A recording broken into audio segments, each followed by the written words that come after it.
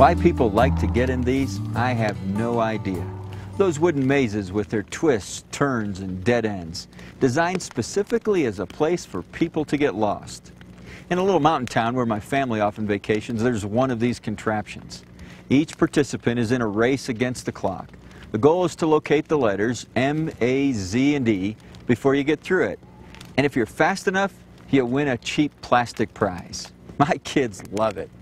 I, on the other hand, think taking a match to the wooden maze would be the fastest way through it. After all, life is a maze enough without trying to get lost on purpose. I sing all the songs, I read all about you, I know right from wrong. What does it amount to if my life doesn't show how much I love you? I need you to break through, tear down the walls and let everything fall. 'Cause I wanna praise you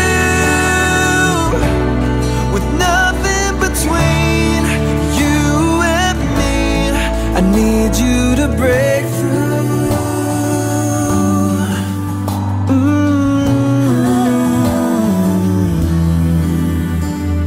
I know there is more I've yet to discover. So many things you want to uncover. I've been scratching the surface.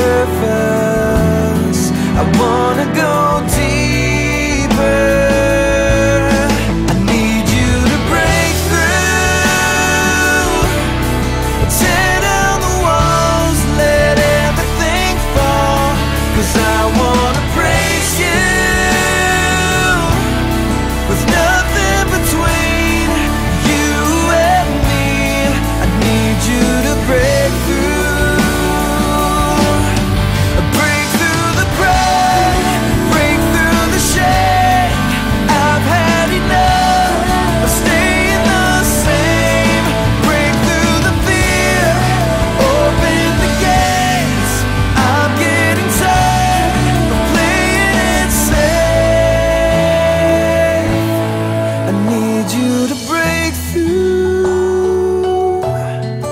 Tear down the walls, let everything fall. 'Cause I wanna praise you with nothing between you and me. I need you to break through. I need you to break through. Yeah, break through, break through. I need you to break.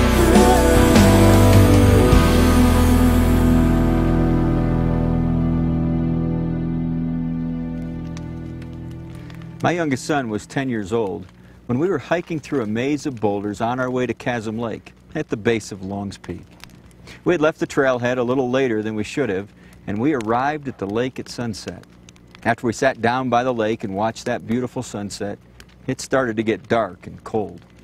We headed back down through the boulder field, and my son was a few feet behind. It wasn't long before I heard his scared voice say, "Dad, we're going to die up here." Now, he had hiked enough with me to know that that was a real possibility. And so I went back over the boulders and I took his hand in mine and I said, "Eric, we're going to be just fine." He immediately relaxed because all he needed was his father's hand. You always take care of me. You always give me just what I need. You always provide in your perfect time. You always take care of me. You always take care of me. You always give me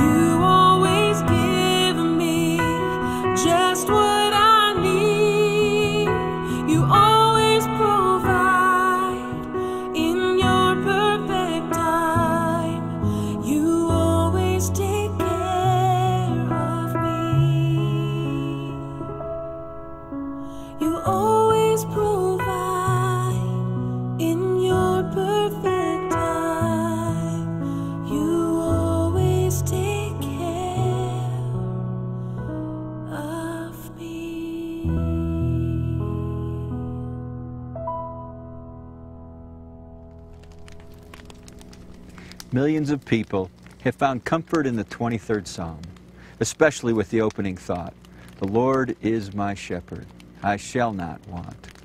And yet for me, it doesn't seem to describe my experience very well. I felt many times as if something is missing. And so I've spent a good part of my life hunting, searching through an elaborate maze, trying to beat the clock, only to discover that what I thought I wanted was cheap and plastic. Or I've gotten off course and have found myself lost in the cold and the darkness, not knowing how to get out. For me, it's later in the chapter where I find the most comfort. The psalmist expresses best how I have felt and how my son felt that night near Chasm Lake, when David says, "Even though I walk through the valley of the shadow of death, I will fear no evil, for you are with me." In my worst moments, when I'm not where I should be, God reminds me that He is still there. And He comes to my side and He takes my hand and He says, "Don't be afraid. You're going to be fine. It won't be long and we'll be home."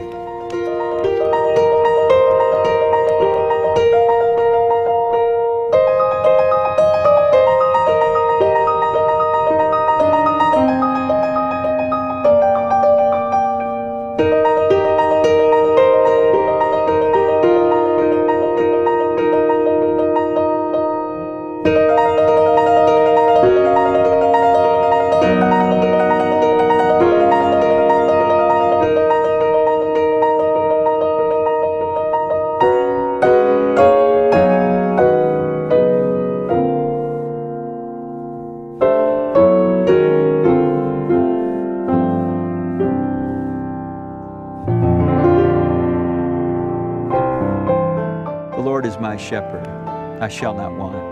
He makes me lie down in green pastures. He leads me beside still waters. He restores my soul. He guides me in paths of righteousness for His name's sake.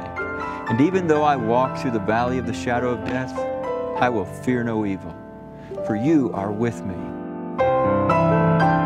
Your rod and your staff, they comfort me. You prepare a table before me in the presence of my enemies. You anoint my head with oil, and my cup overflows.